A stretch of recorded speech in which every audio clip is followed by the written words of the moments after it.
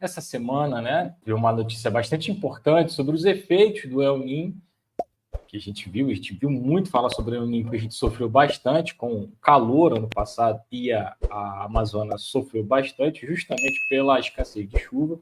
Já já a gente vai falar sobre isso, mas foi bastante noticiado, tem sido bastante noticiado sobre o El Niño e vem aparecendo aí alguns apontamentos de estudiosos e cientistas ligados à área do clima, dizendo justamente que o El Niño deve, portanto, continuar ter aí seus efeitos sentidos aí por diversas regiões do mundo, ainda agora em 2024, principalmente no primeiro semestre, que apontou aí essa pesquisa divulgada pela revista Scientific Report, que publicou o material nesta quinta-feira. Mas todo mundo, no mundo inteiro, estuda o El Niño, o Brasil também estuda o El Niño e possui trabalhos, artigos importantes, faz acompanhamento. Temos aqui climatologistas e meteorologistas que estudam essa questão de perto, a gente não fica só refém desses dados, dessas produções estrangeiras, e fazem isso com muito cuidado e muita qualidade também. De qualquer maneira, de acordo com essa análise,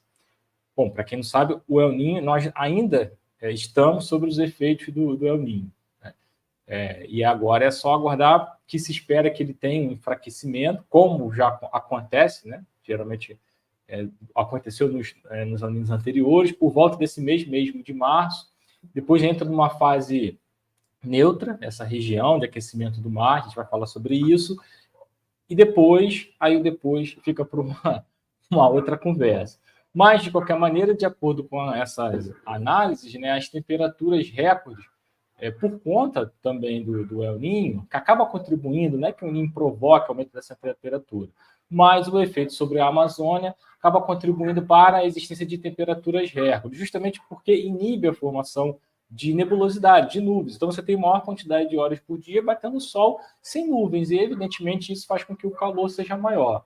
Não só na Amazônia, mas também no Alasca e enfim, né, ao longo desse primeiro semestre de 2024, como eu comentei.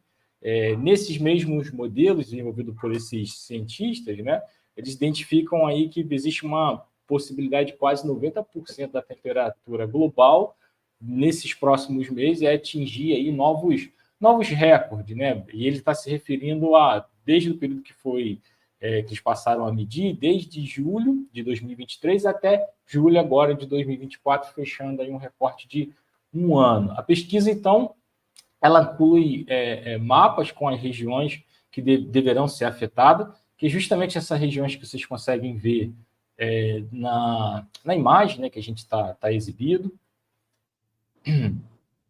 E aí, quais são essas regiões? Né? A Baía de Bengala, perdão, que fica justamente na costa ocidental oriental da Índia, também parte ali da Tailândia e etc. O Mar da China Meridional, o Mar do Caribe, Alasca e, evidentemente, a Amazônia. Bom, e como funciona o El Niño? Eu trouxe até aqui um slide que ele é bem fácil assim, de a gente entender, e, claro, evidentemente, que a gente não vai, nem tem a pretensão de fazer isso, e a fundo nessa explicação, mais mesmo para mostrar. Acho que é um tema que está sendo bastante debatido, a gente vê isso nos jornais e, às vezes, acaba não aprofundando, e pode servir também para quem estiver, sei lá, estudando, né? O Enem cobra isso todos os anos, concursos podem cair também, então pode ser que seja útil.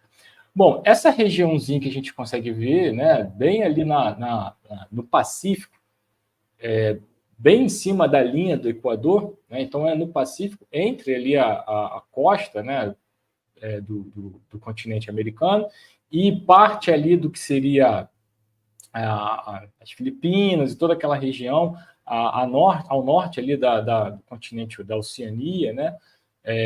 Toda aquela região ali então, portanto, do Oceano Pacífico, por razões que é difícil ainda de explicar, mas é um fenômeno natural. Evidentemente, o El Niño é natural, ainda que ele venha mais forte ou mais fraco, mas ele é um fenômeno natural, não está associado, né, ao que se sabe, mas tudo que já se estudou, a questão das modificações e mudanças climáticas, absolutamente nada a ver em relação a isso. É claro que o fenômeno do El Niño associado às mudanças climáticas, você pode ter aí justamente um acirramento dessas consequências, um acirramento dessa escassez de chuva e por aí afora. Mas justamente nessa região do Pacífico você tem um aumento da temperatura do mar, que é a chamada TSM, né? Uma sigla, então, a temperatura da superfície do mar. Então, conforme essa temperatura ela aumenta, esse vapor de água sobe e depois, em determinado momento que ele atinge certa altura, ele tende a ir para um lado, vai para um lado e vai para o outro. E um desses lados, justamente que essa massa de ar vai, ele vai exatamente fazer uma descida sobre a região do Brasil, no caso do norte brasileiro, sobre o Amazônia. E quando então ele desce, ele cria uma zona de alta pressão que inibe a formação de nuvem, justamente na Amazônia, que é o local brasileiro que tem o maior índice pluviométrico, né, disparado aí do país. É uma região característica por ter muita chuva, sobretudo no período do verão, mas em épocas do El Niño, justamente ali no iníciozinho da primavera, com o El Niño estando bastante forte, como a gente viu, né, no ano passado, acaba impedindo a formação dessas chuvas. Então você tem um problema drástico, né, que é justamente são as secas, né? Os rios secando. Então a gente viu diversas reportagens, imagens falando sobre isso ao longo do ano passado. Rios onde pescadores começaram a fazer registro de que peixes estavam morrendo, justamente pela escassez, pela seca desses rios. E isso, evidentemente, traz toda uma consequência, né, para os moradores locais, atividade econômica, impacta também regiões que, ainda que não sejam banhadas por rios, mas regiões que vivem da agricultura, que vivem também do agronegócio, que vivem também de uma agricultura que abastece o mercado interno, acaba com essa escassez de chuva sofrendo com a plantação. E, evidentemente, a tendência é que os preços desses produtos aumentem. Então, você vê que tem um impacto muito grande essas questões climáticas e meteorológicas na vida comum das pessoas. Então, é a importância da gente conhecer e entender o que está acontecendo. Agora, o curioso é que esse nome que se dá, essa água, né, esse vapor que sobe lá no Pacífico, quando a temperatura da superfície do mar ela fica mais alta e fica de fácil, né, conforme a temperatura da água vai se aquecendo, fica mais fácil para ela evaporar. E aí essa parte que evapora, como disse, que desce na região norte do Brasil, tem um nome, né? É um nome chamado célula de Walker. E é muito interessante isso, né? Porque em meteorologia, João, eu também aprendo isso, né? Venho aprendendo e tal. Para mim, tudo é muito novo, uma grande novidade. As coisas estão extremamente conectadas, né? Então, uma coisa, imagina, que acontece no Pacífico impacta diretamente o clima brasileiro e por aí vai. E isso, se a gente for olhar, esse lado sul do El Niño, eu acho que se a gente for jogar um pouquinho quais são os efeitos, por exemplo, justamente em alguns setores da África, setores também ali na região da Índia, do Pacífico, também tem implicações lá, né? Tanto em épocas de El Niño quanto em épocas de El Niño, porque esse quadro, essa célula se inverte. Então, acho que é um ponto que é preciso estar de olho e entender o que está acontecendo. Bom, como eu disse, nós ainda estamos sobre os efeitos do El Niño, que ainda, segundo os especialistas, ainda para essa época do ano está bastante, digamos assim, pronunciado, mas o que se espera é que a tendência é que ele enfraqueça.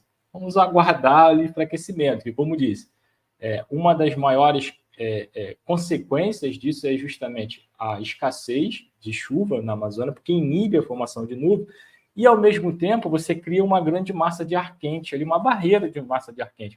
Então, toda a frente fria que avança do sul, no Brasil, fica retida. Então, por isso que, nessa época, no Rio Grande do Sul, por aquela região do sul do país, tende a chover bastante, porque todo o acúmulo de chuva fica ali retido, né? O Sudeste também não consegue receber tanto núcleo de chuva assim, e aí a gente começa a ter esse contraste, né? O Sul chove demais, aí começam a ver catástrofes, né? Eventos extremos, assim, cheia, enchente, essas coisas, e essa parte norte, e até mesmo, é evidente, né? O Nordeste acaba ficando escasso.